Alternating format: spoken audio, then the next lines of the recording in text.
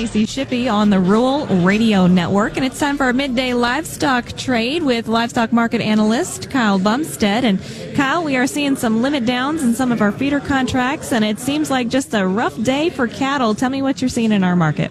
Yeah, it is a rough day here for cattle all around here. We're seeing out in the country here, we got cash lower here all over the place in both the feeders and the fats, and that's basically what's got us here on the mat here as far as the futures go. We've got feeders lock limit down here in the October, November, and January and March. Feeders here all down 9 1/4.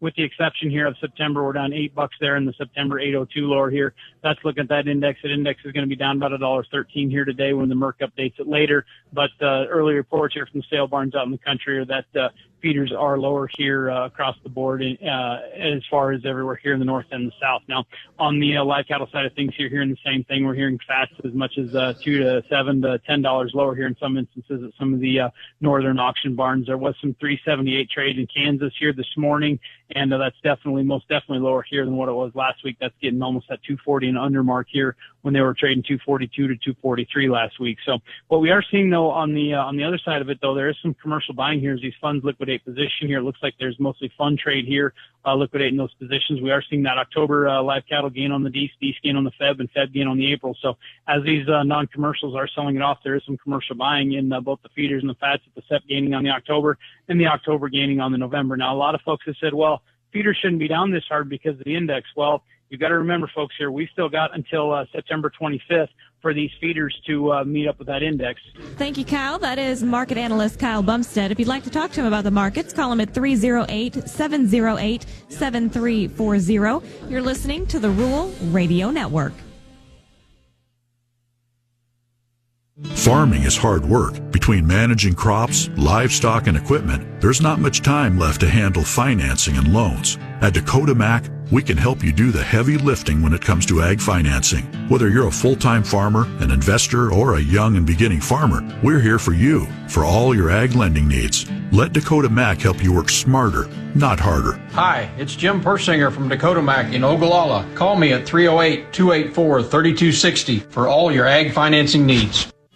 Let Gingrich Structures bring your building ideas to life with the Midwest top quality post frame buildings. From custom shops and garages to commercial storage and all things ag, large or small, we do it all. Built exactly how you want it, with endless design options, premium materials, and a team that gets it done right. Your custom building is just a call away.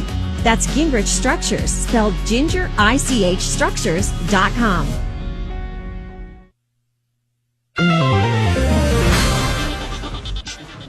Welcome back. I'm Lacey Shippey on the Rural Radio Network, bringing you your markets live from Husker Harvest Days. Corn and soybeans are down after a choppy morning, hanging around that unchanged spot. Trade is expected to position this week ahead of the latest WASDE report to come out this Friday.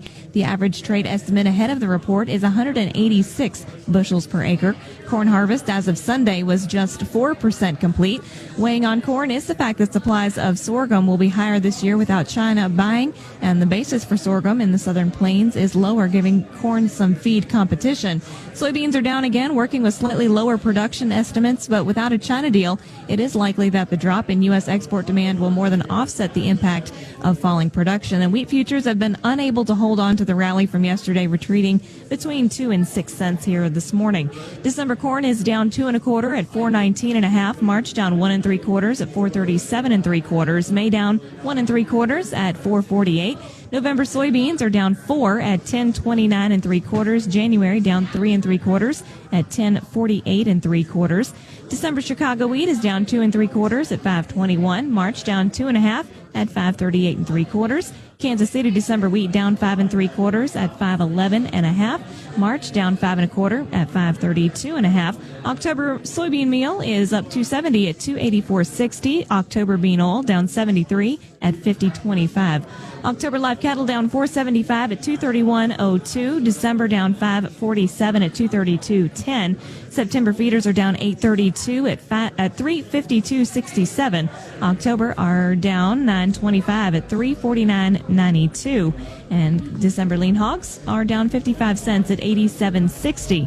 You're listening to the Rural Radio Network.